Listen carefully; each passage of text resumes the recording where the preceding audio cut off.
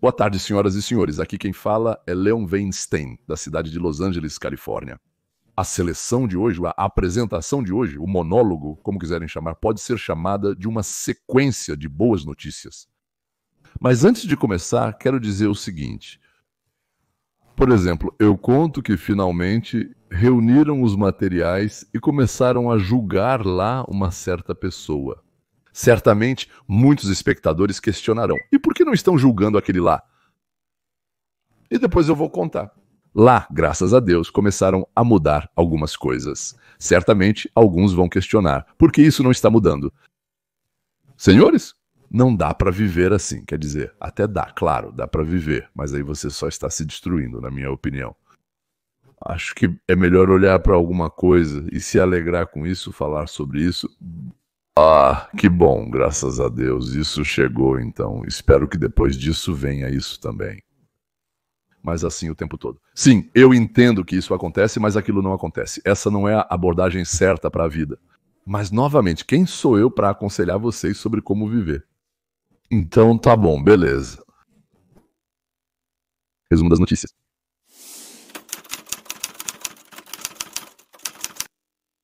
Hoje o episódio está cheio de notícias e informações positivas.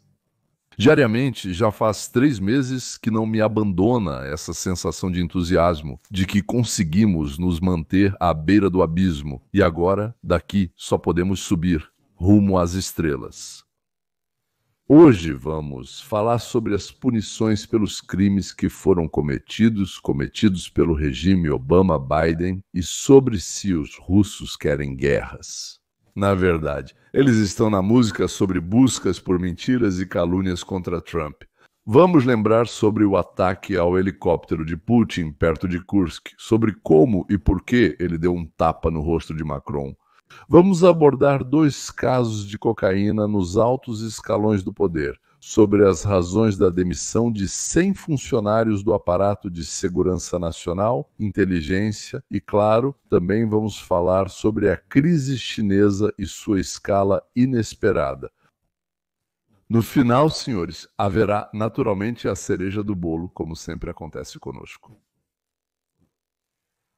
E agora, no Senado, estão ocorrendo audiências sobre os desvios de verbas da Casa Branca. Biden. Legenda.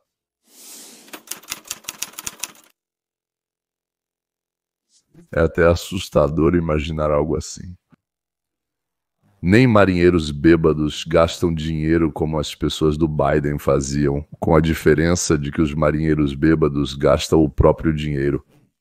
E esses servidores do povo, eles escondiam, roubavam, desperdiçavam, esbanjavam. Aliás, você prefere que seu dinheiro seja roubado por bandidos de máscara ou por democratas no Congresso e na Casa Branca? Essa é uma pergunta muito importante. O senador Kennedy pergunta ao atual ministro de Energia, ou seja, já do governo Trump, sobre as consequências do desvio do orçamento no último ano de Biden, especialmente nos últimos 76 dias da administração. Por quê? Você vai descobrir agora. O período de 76 dias ao qual você se refere é o intervalo entre a eleição do presidente Trump e a saída do presidente Biden do cargo. Correto, isso está certo. E durante esse aparentemente curto período de tempo de 76 dias, quanto dinheiro de impostos foi realmente gasto pelo Ministério da Energia? Do escritório de programas de crédito na forma de empréstimos e obrigações, 93 bilhões de dólares. Isso é mais do que o dobro do que nos últimos 15 anos. Desde o dia da eleição de Trump até o final do mandato de Biden, se passaram 76 dias. E alguém não conseguia ficar em paz sabendo que eles tinham 96 bilhões de dólares nas contas do Ministério da Energia? Ou seja, eles conseguiram distribuir todo esse dinheiro. Isso significa que nesses, 6 ou 7 dias, eles distribuíram, ou seja, emprestaram, deram para alguns projetos, não sei, deram como subsídios, como doações, febrilmente, mais do que nos últimos 15 anos. Para quem eles fizeram isso? Por que eles fizeram isso? Com base em quê? Ok, vamos entender isso. Como você verifica? E realizar, devido a 76 dias, um crédito. Ainda mais para 93 bilhões de dólares. Acho que é bastante óbvio que na maioria dos casos isso não foi feito. Como já mencionei, sim, me dizem que estou claramente me segurando, não revelando coisas óbvias. Houve muitos recursos que foram disponibilizados e compromissos que foram assumidos para empresas que não apresentaram nenhum plano de negócios, nem quaisquer dados sobre sua situação financeira ou sobre como esse projeto deveria funcionar. Ou seja, você quer dizer o quê? O Ministério da Energia, 76 dias antes da saída do seu chefe do cargo, concedeu ou emprestou dinheiro para organizações que nem sequer tinham um plano de negócios? Para entidades sem plano de negócios. Além de não verificarem nada sobre as atividades daqueles a quem davam dinheiro, eles nem sequer pediam para apresentar um plano de negócios. Não havia tempo, não havia tempo. Rápido, rápido, rápido. Deram dinheiro, 93 bilhões dos nossos com vocês. Dólares, sem financeiro. Dados, certo? Alguns deles também foram até o período de 76 dias. Vim com grande preocupação sobre como esta instituição é administrada, esta grande organização americana, e como o dinheiro dos contribuintes americanos está sendo gasto. E agora vocês não estão voltando àquele dinheiro que já foi distribuído por contratos, mas estão revisando cada um desses empréstimos e subsídios, para garantir que não houve desvio, certo? Sim, é isso mesmo. E para garantir que não houve incompetência, certo? É isso que estamos fazendo. E sim, minha pressão está subindo agora, só de pensar no que vimos e no que aconteceu no departamento. E vocês vão recusar alguns desses projetos duvidosos, certo? Isso mesmo. E eles vão ficar insatisfeitos, não é? Isso mesmo. E eles devem ficar insatisfeitos, não é? Eles não devem ficar insatisfeitos e sim sentir vergonha.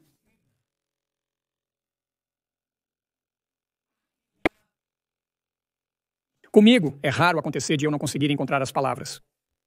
Devo dizer que o senador Kennedy raramente fica sem palavras. Ele tem a capacidade de encontrar o que dizer nas situações mais inesperadas e difíceis. E realmente não é comum que ele fique sem palavras. Mas quero ter certeza de que entendi corretamente. As pessoas que administram o Ministério da Energia na administração do presidente Biden pegaram 93 bilhões de dólares, não milhões, 93 bilhões de dólares em 76 dias. E isso simplesmente coincidiu com o período entre a eleição do presidente Trump e a saída do presidente Biden, o chefe deles. É assim, isso é realmente verdade e isso é desagradável. Na verdade, isso mina a confiança. Bem, meu Deus, ouça. Espero que você gaste tanto tempo quanto for necessário para verificar todos esses projetos até o último centavo. E espero que, se você encontrar fraudes, você as rejeite e entregue os ladrões ao Ministério da Justiça. Nós certamente faremos isso. Senador, há mais uma dificuldade. Entre esses projetos, há também boas empresas que trabalham honestamente e têm planos convincentes. E você está tentando separar o joio do trigo? Sim, é exatamente isso que fazemos. Esse é o nosso trabalho e nós o cumprimos. Mas, sabe, há muito joio. Pode fazer sua última pergunta. Vamos voltar à questão sobre o número de seus funcionários. Hoje foram feitas acusações de que você demitiu dezenas de milhares de funcionários. Isso corresponde à realidade? Pelo que eu entendi, estávamos falando de milhares. No final das contas, nosso quadro de funcionários realmente será reduzido em milhares, mas estamos fazendo isso gradualmente. Agora vocês têm 16 mil funcionários, certo? E você acha que pode lidar com menos do que 16 mil? Certo. O que há de errado nisso? Na minha opinião, isso é apenas senso comum nos negócios. No mundo real, os negócios Fazem isso todos os dias. Os contribuintes merecem. Isso nunca aconteceu no governo federal. Quero dizer, é mais fácil se divorciar do cônjuge do que demitir um funcionário federal aqui. O mundo não funciona assim, senhor ministro. Não deveria ser assim. E eu dou muito crédito ao presidente Trump por ter coragem de dizer que, se há algo certo a ser feito, deve ser feito. Isso é difícil. Por favor, faça. Os democratas exigem parar a demissão de funcionários desnecessários. Quero repetir isso mais uma vez. Os democratas exigem parar a demissão de funcionários desnecessários.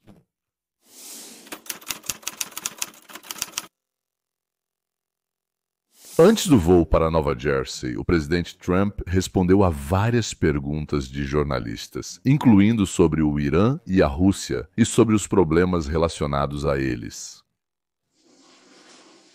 A rodada de negociações acontecerá em breve? Muito em breve. Irã, negociações com o Irã. Eu não posso dizer o que vai acontecer amanhã, mas posso dizer que as negociações com o Irã estão indo muito bem. E você disse que está insatisfeita? Eu realmente gostaria que isso acontecesse. Porque eu gostaria que não fossem lançadas bombas e que muitas pessoas não morressem. Eu realmente gostaria que isso acontecesse e acho que há boas chances de que isso seja possível. Você mencionou sua insatisfação com o presidente Putin e falou sobre a imposição de sanções contra a Rússia anteriormente. Você está considerando isso mais seriamente agora? Absolutamente. Ele está matando muitas pessoas. Eu não sei o que há de errado com ele. O que aconteceu com ele? Ele está matando muitas pessoas. Não gosto disso. Eu acho que Trump realmente não entende como alguém pode querer matar pessoas. Quem sabe aonde vai nos levar a consciência de que Putin é um excêntrico e que a música Os Russos Querem Guerra não é sobre ele.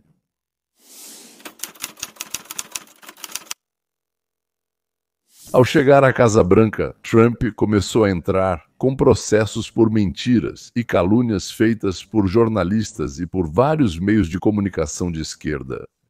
Macron sendo completamente destruído. Ele até chama Brigitte para vir tentar salvá-lo, mas isso não funciona. Ela também é tratada de forma típica por Trump. Sejamos sinceros, esse não é um relacionamento muito saudável.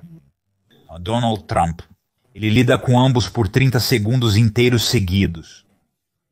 Aliás, isso aconteceu de novo. Este é o presidente eleito Donald Trump na cerimônia de abertura de Notre Dame. Ele vai para o aperto de mão alfa e aí Brigitte Macron chama Brigitte para salvá-lo. Ela se recusa a soltar. E, bem, digamos assim, isso é um prenúncio de eventos futuros. Emmanuel Macron está muito nervoso aqui na Casa Branca. Minha nova coisa favorita são os clipes com Trump e Emmanuel Macron. Só de observar o quanto ele claramente se sente inseguro por causa da linguagem corporal de Trump depois daquele famoso aperto de mão. Aqui dá pra ver que Emmanuel Macron está bastante nervoso, muito inquieto, ao lado de Donald Trump. Ah, poxa vida. Mas acabou de acontecer algo inacreditável, tenho que dizer a vocês. Isso vai mudar para sempre a dinâmica para Emmanuel, que acabou de ser repreendido publicamente pela própria esposa. Veja mais reportagens com Candace Owens. Após a chegada deles ao Vietnã, o presidente da França, Emmanuel Macron, inesperadamente leva um verdadeiro e bastante notável tapa no rosto de sua esposa Brigitte. Direto ao vivo, o que causa surpresa nos telespectadores e se torna assunto de discussão na mídia. Simplesmente uma loucura. Todos os noticiários estão falando sobre isso. Meninos sempre serão meninos, diz Candace. Na França, Brigitte Macron foi flagrada pelas câmeras ao bater em Emmanuel Macron, gerando grande repercussão. Eles não notaram as câmeras de notícias no local. Emmanuel Macron era provocado por essa pessoa desde a escola. Assista neste vídeo. Uau, olhe para essas imagens. Isso é impressionante, hein? Aqui estão alguns ângulos diferentes. Dois comprimidos. Falando em punhos, isso parece saudável. Isso parece uma dinâmica saudável. Olhe para isso. Como no meme com Arthur, sim, do desenho animado. Olhe para esse punho fechado. Punho, assim. Parece que ele acabou de apertar a mão de Donald Trump. Os nós dos dedos dele até ficaram brancos. Que tipo de relacionamento doentio e pervertido é esse? Agora vamos analisar tudo isso em detalhes. Aqui você pode ver claramente como na palma da mão 2 mãos no rosto. Como se deve estar com o rosto? Humilhação para a França, ele está claramente constrangido.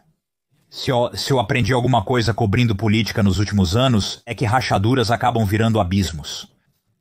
Se eles foram flagrados discutindo em público, é sinal de que há muito mais tensão por baixo da superfície do que o que já presenciamos.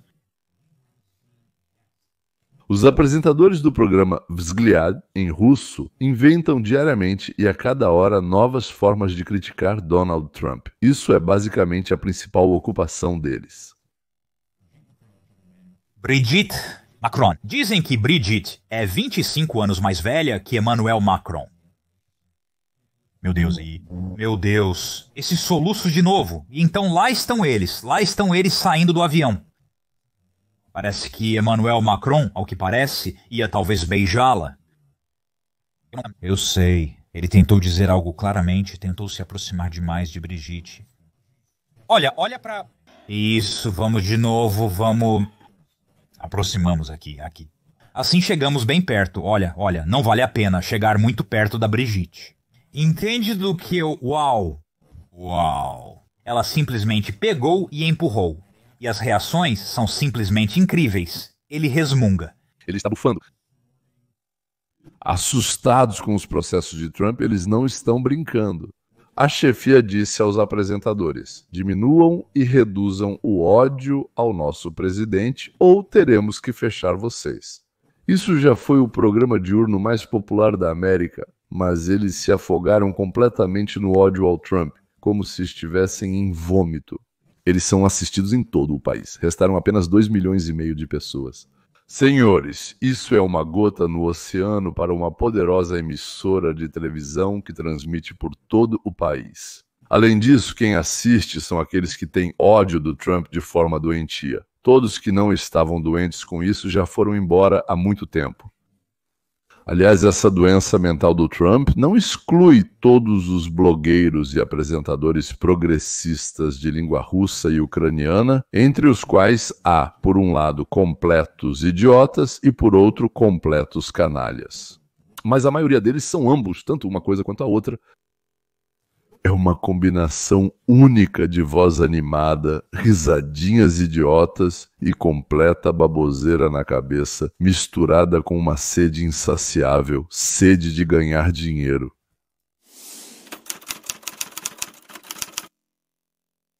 Jerusalem Post informou recentemente que um helicóptero com Putin a bordo foi atacado por drones ucranianos. Isso aconteceu durante a visita de Sua Excelência a Kursk. O comandante da defesa aérea da região de Kursk, general-major Yuri Dashkin, possivelmente, aliás, parente ou gêmeo de Yuri Hashkin, de Milovka. Ele informou que foram abatidos 46 drones ucranianos atacantes. Drones malignos foram derrotados pelo fogo de helicópteros e outros meios. Não ficarei surpreso se eles mostrarem Putin, que se inclinou para fora da janela e com sua pistola atira nos drones um por um. E a Ucrânia ainda não confirmou sua participação. Se a Rússia estiver certa, ou seja, se não estiver mentindo como se diz, então isso significa que a inteligência ucraniana tem informações sobre onde e quando Putin deve estar. E mesmo durante sua visita não anunciada, digamos uma visita como essa, não anunciada, não divulgada a Kursk, eles só informaram depois que ela aconteceu.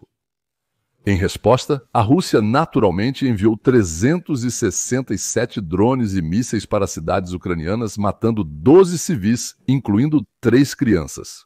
Os ucranianos atentaram contra o que há de mais precioso e adorado no Império, ou seja, a vida do imperador.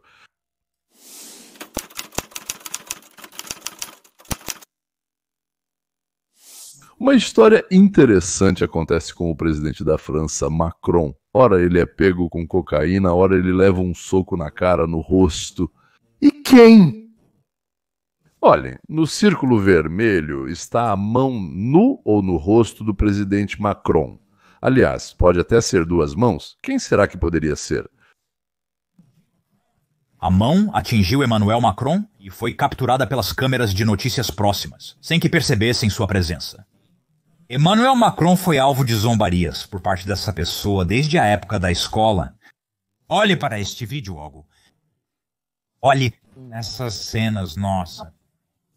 Aqui estão alguns ângulos diferentes.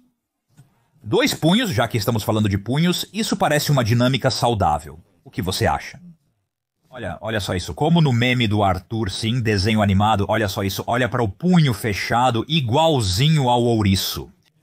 Parece que ele acabou de apertar a mão de Donald Trump. Olha como os ossos ficaram brancos. Que vergonha. Aqui dá para ver tudo, como na palma da mão, 2 mãos no rosto, garras no rosto. Que humilhação. Macron mal conseguiu se recuperar da história da cocaína no trem, voltando da Ucrânia, com ao que parece cocaína dada de presente por Zelensky. Na Ucrânia, após a visita de Collioure, você se lembra como Emmanuel Macron tinha uma tão pequena, como Emmanuel Macron tinha uma tão pequenininha? Um saquinho ziplock ali, sim, nesse saquinho. Opa! Depois ele pega rápido. Quem sabe, mas ninguém sabe. Macron nunca vai entregar seu fornecedor, então não se preocupem, senhores ucranianos. Falando de cocaína, lembrem-se, encontraram cocaína na Casa Branca e não conseguiram, nos disseram para encontrar quem trouxe, ou melhor, até encontraram ali mesmo, mas imediatamente informaram que não conseguem encontrar. Quem poderia ser? Bem, não foi Zelensky, não foi Macron. Então quem?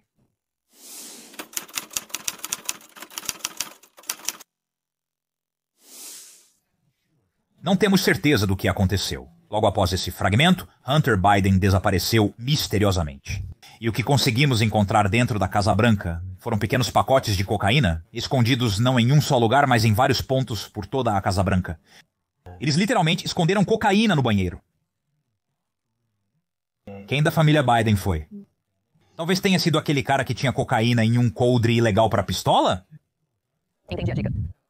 Quanto ao filho do presidente, os promotores federais afirmam que vestígios de cocaína foram encontrados no estojo de couro onde Hunter Biden guarda sua arma. Cheryl Cassoni está investigando e contará mais detalhes sobre essa história. Cheryl, bom. Bom dia, trocadilhos. Ficaram ótimos, Carly e Todd. Então, os promotores federais afirmam que foram encontrados vestígios de cocaína na bolsa de couro marrom que Hunter Biden usava para guardar sua arma. Quem será que forneceu cocaína para Hunter? Ou será que foi o Putin que plantou? E no correio diplomático eles já estão acostumados a transportar drogas. Lá vai meio quilo, 1 quilo ou outro para presentear os amigos. Felizmente... Encontraram DNA dentro dos pacotinhos com cocaína. Isso poderia ser algo que seu nariz, dedo ou polegar poderiam deixar dentro do pacotinho. E então eles decidiram não fazer nada. Cocaína. Ainda se encontra armazenada nas salas de evidências do Federal Bureau of Investigation em Quantico. Seria interessante retomar a questão e descobrir de quem era o DNA encontrado na substância proibida na Casa Branca. Obviamente, essa é uma substância extremamente ilegal no país. Ela não deveria estar em nenhum lugar próximo ao presidente ou à residência do Poder Executivo. Considerando o estado atual de Joe Biden, HM, isso poderia ser realmente perigoso. Talvez Joe Biden tenha usado isso, bem, você sabe, para conseguir se manter durante o dia. Está na hora de descobrirmos a verdade. O Federal Bureau of Investigation está reabrindo os casos da cocaína encontrada na Casa Branca de Biden, além dos vazamentos da Suprema Corte e das bombas caseiras. 6 de janeiro, isso é interessante, quem aqui está conversando? Este é Dan Bongino. 3 dos maiores mistérios não solucionados na política moderna. Mistérios não solucionados divulgados pelo diretor do Federal Bureau of Investigation, Dan Bongino. Bongino, ex-policial de Nova York e agente do Serviço Secreto dos Estados Unidos da América. O comentarista conservador informou na IGIS que ele e o diretor do Bureau, Kash Patel, decidiram retomar a investigação. Dan Bongino, vice-diretor do Federal Bureau of Investigation, abriu 3 casos que não foram totalmente investigados, mas foram rapidamente encerrados por pessoas ligadas a Biden. Aliás, outro caso é sobre quem plantou as bombas, que aconteceu no mesmo dia no Comitê Nacional do Partido Democrata e no Comitê Nacional do Partido Republicano. Por algum motivo, esse caso também foi rapidamente encerrado, embora pareça que até havia um vídeo desse cara que apareceu nos 2 lugares. Cocaína na Casa Branca. De acordo com as alegações, Hunter Biden gastou uma quantia significativa de dinheiro com atividades ilegais e sacou um valor substancial em caixas eletrônicos. Agora você com certeza ficou chocado. Correto. Ele sacou em dinheiro $1.600.000 em caixas eletrônicos. Além disso, ele pagou $872.000 com cartões de crédito por prostitutas, pornografia e associação em clubes sexuais. Então, no caso da Didi, ele não serve. Parece que os caras que estavam com a Didi, sim, eles tinham nojo do Hunter, até para eles ele era, bem, abaixo do Lintos. Acho que vocês vão se interessar em saber como terminou a investigação sobre a ligação do editor da revista Atlantic com as negociações secretas dos chefes das agências de segurança dos Estados Unidos da América. Naquela época, Mike Waltz, conselheiro do presidente para a Segurança Nacional, organizou uma troca de opiniões sobre o Oriente Médio e sobre os Houthi. E algum dos seus assistentes conectou ali um esquerdista desesperado, o editor da revista Atlantic. E os democratas fizeram disso um escândalo enorme.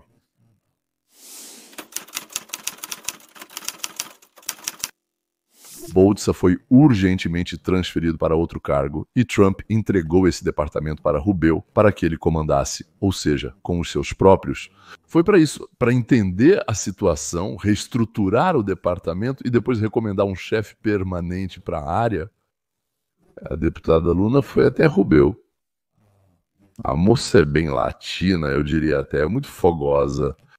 E ela ofereceu seus contatos dentro desse departamento, fornecendo primeiro 6 nomes de pessoas que estavam sabotando a decisão da administração Trump. Não sei como Luna e Rubio fizeram. Isso é possível com a ajuda da inteligência artificial análise. Com a ajuda dela é possível analisar a correspondência e as ações de todos os funcionários. Mas hoje a verificação terminou. E aqui está o resultado. Трамп и Рубио увольняют более сотни сотрудников Совета национальной безопасности. Трамп и Рубио demitem mais de uma centena de funcionários do Conselho de Segurança Nacional, dizendo: vocês não são mais necessários aqui. Obrigado pelo seu serviço e sumam daqui. O interessante aqui é que isso foi seguido por uma espécie de reação, uma resposta imune por parte de uma parte significativa do Estado Profundo. Susan Rice fica indignada pelo fato de o presidente Trump não ler os briefings presidenciais diários.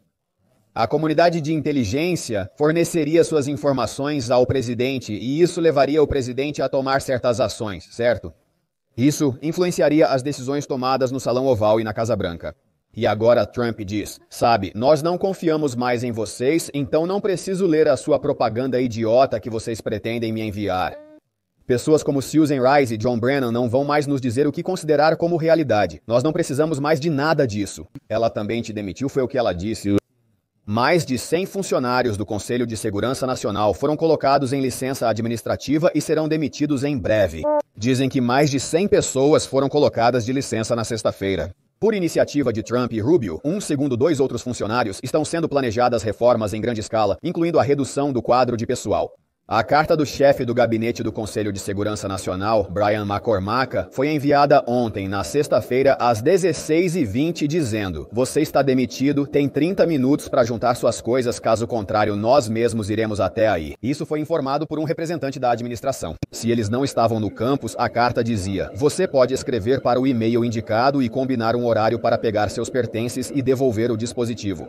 No assunto da carta estava indicado seu retorno ao órgão de origem. Isso indicava que a maioria dos funcionários afetados era de outros departamentos e agências. Na quinta-feira, Rubio também convocou uma reunião de líderes, levantando suposições sobre uma possível reorganização.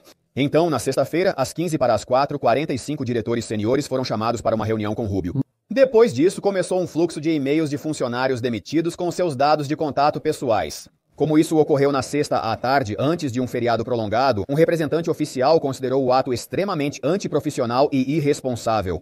Esses representantes do Estado Profundo do Conselho de Segurança Nacional enfrentam um dia da memória difícil, mas isso é apenas o começo. Funcionários de carreira e nomeados políticos da administração Trump foram colocados de licença e deixaram seus cargos. Os funcionários foram entrevistados recentemente no Recursos Humanos sobre as mudanças.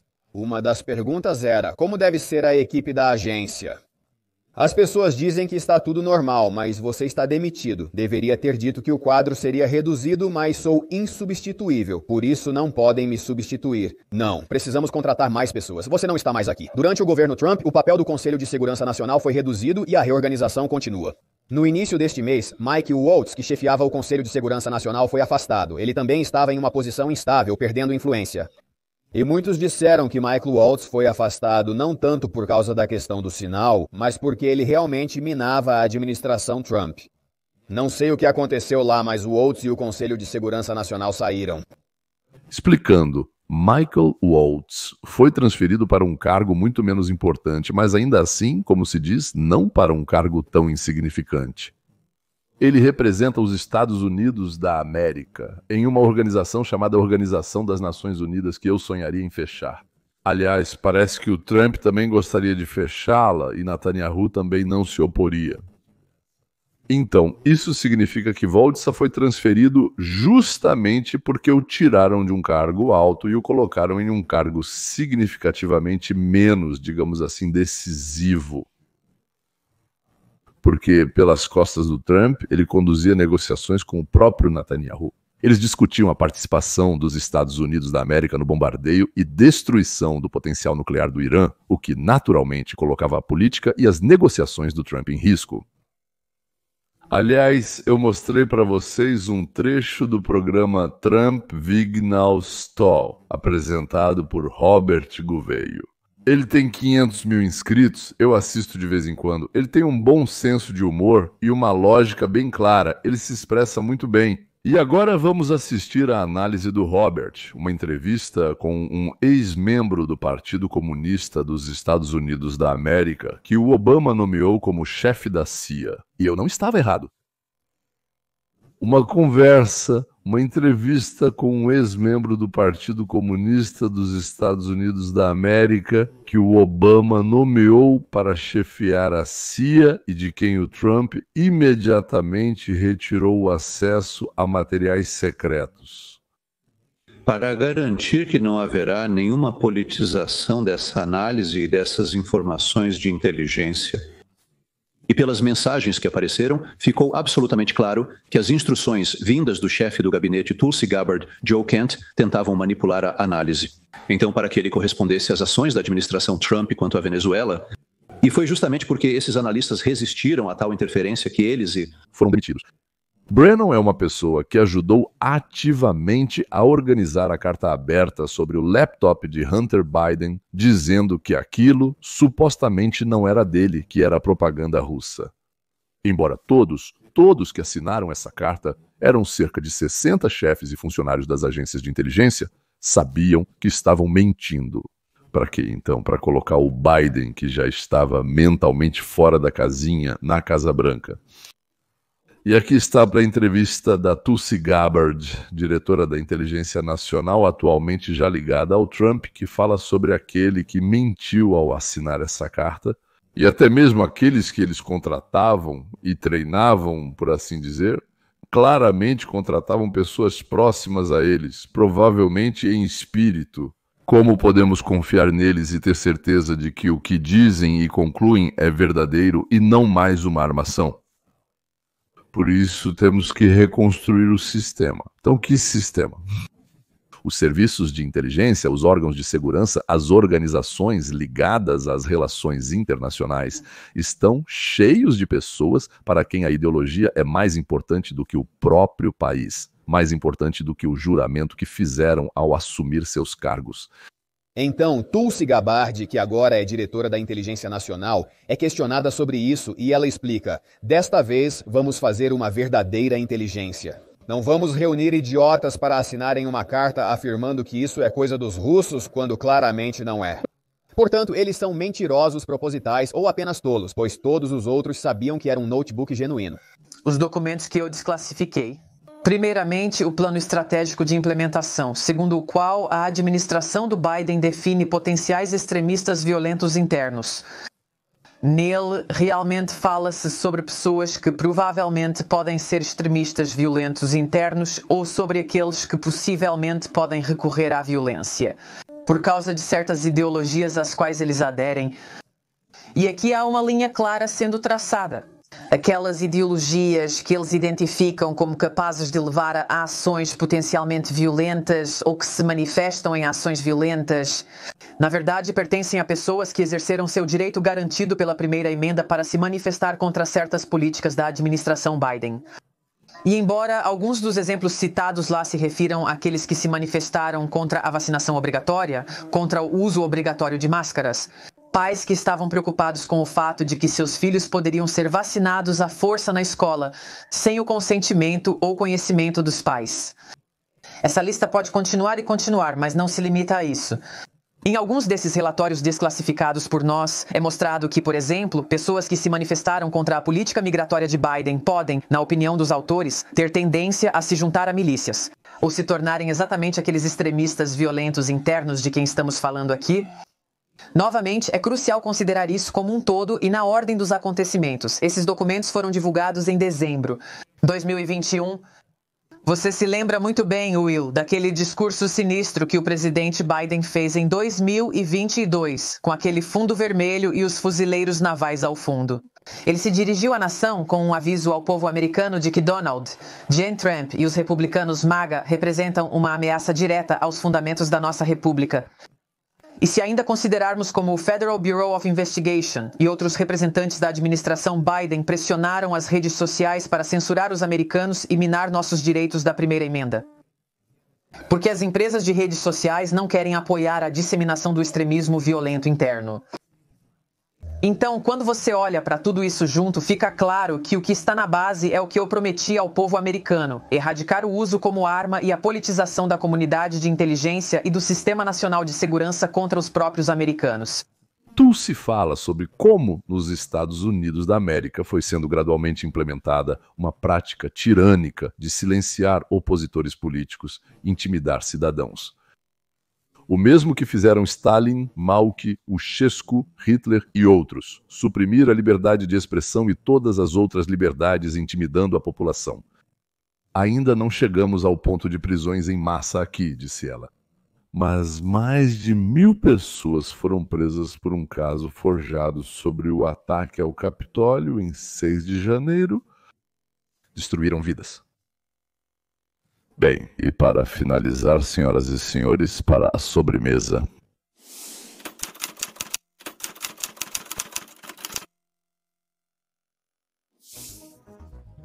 Na China, novos protestos irromperam nas grandes cidades, com centenas de pessoas se reunindo e gritando por liberdade, em meio ao crescente descontentamento. Shoppings vazios, complexos residenciais quase desocupados, canteiros de obras abandonados. Tudo isso são sinais da crise que atingiu o mercado imobiliário da China. Isso realmente causa uma preocupação séria. Na campanha de endurecimento das medidas, a principal questão é se isso levará à instabilidade financeira. Se a economia da China vacilar, as consequências globais serão enormes. A comunidade internacional talvez precise reconsiderar seriamente sua relação com Pequim. O que isso significa para nós?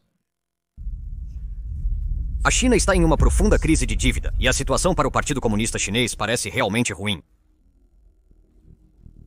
Os projetos de destaque da China, como os trens de alta velocidade, na verdade são fracassos que consomem dinheiro e prejudicam a economia do país. Até o ano de 2025, a dívida total da China ultrapassa 300% do que o país ganha em um ano. Isso é como dever 3 vezes mais do que o seu salário anual. Uma loucura, não é? A elite chinesa está secretamente retirando seu dinheiro do país, pois entende que tudo está prestes a desmoronar. Neste vídeo, vamos mergulhar na história não contada da dívida chinesa e entender como isso afeta todos nós neste exato momento. Os oligarcas russos e ucranianos tiraram dinheiro de seus respectivos países. Ou seja, eles não acreditavam que lá era seguro e estável o suficiente para manter o dinheiro, que não iriam tomar deles caso algo acontecesse. E os oligarcas chineses começaram urgentemente a tirar dinheiro da China. Na China, também está ocorrendo uma crise muito séria no mercado imobiliário. Antes, o setor imobiliário era uma espécie de bilhete dourado para a economia da China. Ele representava de 1/4 a 1/3 do crescimento econômico do país, o que é enorme, considerando a escala da economia chinesa. Com a migração em massa para as cidades, construtoras construíam apartamentos por toda parte para suprir a alta demanda. Para acompanhar a demanda. As autoridades locais estavam entusiasmadas, pois ganhavam muito dinheiro vendendo terrenos para construtoras, o que ajudava a financiar estradas e escolas. As pessoas comuns viam a compra de imóveis como uma forma segura de poupar, uma espécie de conta bancária que poderia render com o tempo. Os construtores pegavam empréstimos para continuar os projetos, e os bancos ficavam felizes em concedê-los. Por quê?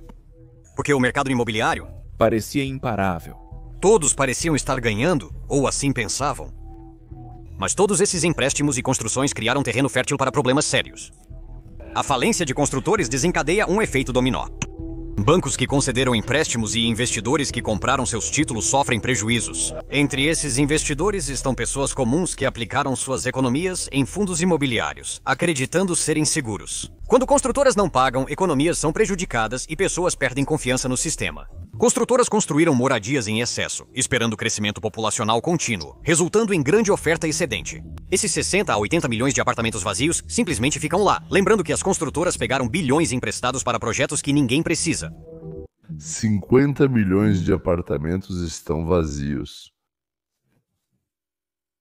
Ninguém os compra, ninguém se muda para lá. Parte não está concluída. Ninguém tem dinheiro, nem a população para comprar, nem os construtores para continuar, nem o governo para subsidiar. Não. Lembra como a União Soviética ficou furiosa quando Ronald Reagan anunciou a Guerra nas Estrelas?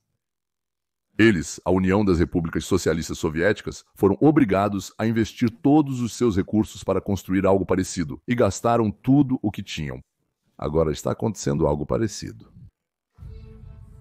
China em pânico após a nova declaração do presidente Trump, e desta vez eles nem tentam esconder isso. Assim que Trump anunciou a nova ideia da cúpula dourada para proteger os Estados Unidos e o Canadá, a China se manifestou com uma crítica severa, afirmando que isso viola o equilíbrio estratégico global. E exigiu que os Estados Unidos abandonassem essa ideia e qualquer implantação de sistemas de defesa. É interessante porque o Partido Comunista Chinês fala assim, e por que eles fazem isso de forma tão alta e pública? Vamos falar sobre isso no vídeo de hoje. O que é o Golden Dome? O que é a cúpula dourada? Aqui está a declaração do presidente Trump. Obrigado por estarem aqui no Salão Oval durante esta declaração histórica sobre o sistema antimísseis. Defesa cúpula dourada. Nós realmente vamos concluir o trabalho que o presidente Reagan começou há 40 anos, acabando de uma vez por todas com a ameaça de mísseis ao território americano. Um grande e belo projeto de lei incluirá 25 bilhões de dólares para a cúpula dourada. Esse é um investimento para gerações, na segurança dos Estados Unidos e dos americanos. A cúpula dourada é uma abordagem ousada e decisiva para proteger rapidamente nosso país das ameaças. Dos nossos inimigos, a cúpula dourada... A cúpula se tornará um legado ainda mais significativo para o Brasil. O Congresso está envolvido, como mencionado, no projeto de lei sobre o procedimento de conciliação orçamentária. O nome deveria ser um passo à frente em comparação com a cúpula de ferro israelense, mas não foi só o nome que se tornou um passo. Em frente. Até o próprio sistema será gigantesco em comparação com a cúpula de ferro. No momento, o conceito inclui tanto capacidades terrestres quanto espaciais que vão proteger contra mísseis, detectando e destruindo-os antes do lançamento, interceptando-os no estágio inicial do voo e parando-os no meio do trajeto.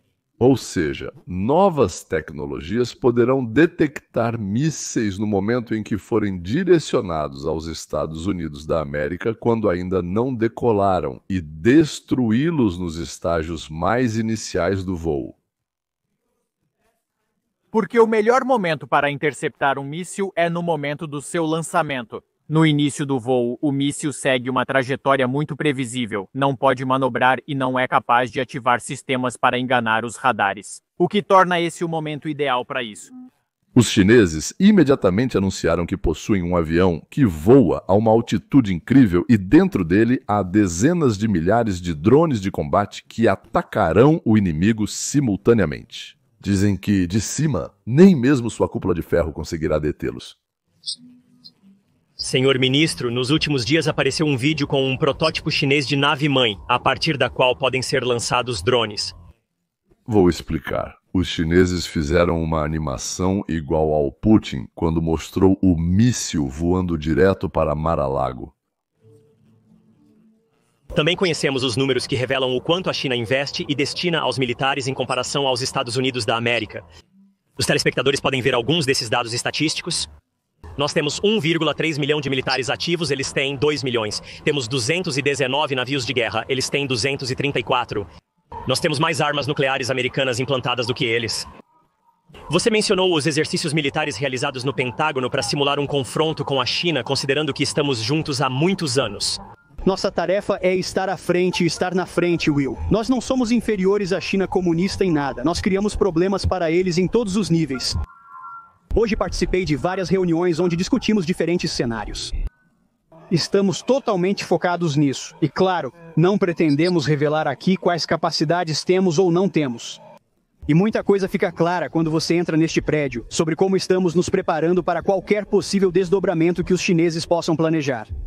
Eles precisam considerar muito mais as nossas ações baseadas em nossas vantagens tecnológicas do que nós consideramos as ações deles em nossos cálculos. Eles esperam que essa dinâmica mude no futuro, mas esse é o nosso trabalho. Parte da priorização e da virada de Will consiste em perceber que é fácil continuar lutando a mesma luta. E estamos muito envolvidos, junto com nossos aliados, no que está acontecendo na Europa e no Oriente Médio. E nos dizem, vocês estão ignorando isso, mas isso não é verdade. Embora ainda demos muita atenção aos interesses americanos nessas regiões, estamos em tempo real mudando o foco para a região Indo-Pacífico. Você viu isso na minha primeira viagem. Você verá isso em nossos orçamentos, em futuras missões, exercícios, no que discutimos e falamos diariamente no Pentágono. Nós entendemos as motivações e capacidades da China comunista e estamos garantindo a criação de um exército hoje e no futuro que possa conter esse conflito. Nós não queremos esse conflito. Essa é a principal diferença entre o exército americano e os exércitos chinês e russo. Eles gostam de se gabar de suas novas conquistas tecnológicas porque acham que vão obter uma vantagem maior se conseguirem intimidar o inimigo até a submissão. Por outro lado, o exército dos Estados Unidos da América prefere não divulgar nenhuma nova arma, nem quaisquer conquistas tecnológicas que tenhamos alcançado. Porque não queremos revelar isso ao inimigo, preferiríamos usar isso no campo de batalha e surpreender o inimigo lá do que gravar um vídeo de propaganda. E é exatamente por isso que tantas pessoas entram em pânico quando o exército russo ou chinês publica um novo vídeo sobre alguma nova arma que eles desenvolveram. Porque eles querem exatamente esse efeito, esse é todo o objetivo. Esses países são construídos sobre a propaganda e eles adoram espalhá-la. Não vamos esquecer que a famosa frase de Mao soava assim: o Partido Comunista pode derrotar o inimigo com um rifle em uma mão e um panfleto de propaganda na outra. E é exatamente o que está ocorrendo atualmente. Os chineses e os russos sabem fazer desenhos animados muito bem depois de terem roubado nosso equipamento. E eles ficam o tempo todo contando como são fortes, como são poderosos. E nós dizemos, pessoal, parabéns, vocês roubaram nossa tecnologia de anteontem, parabéns. E ficamos em silêncio sobre as surpresas que temos na manga. Acho que a energia dos comunistas e dos ex-membros do Consomol basicamente vai toda para o vento. Por hoje é só, senhoras e senhores. Até a próxima.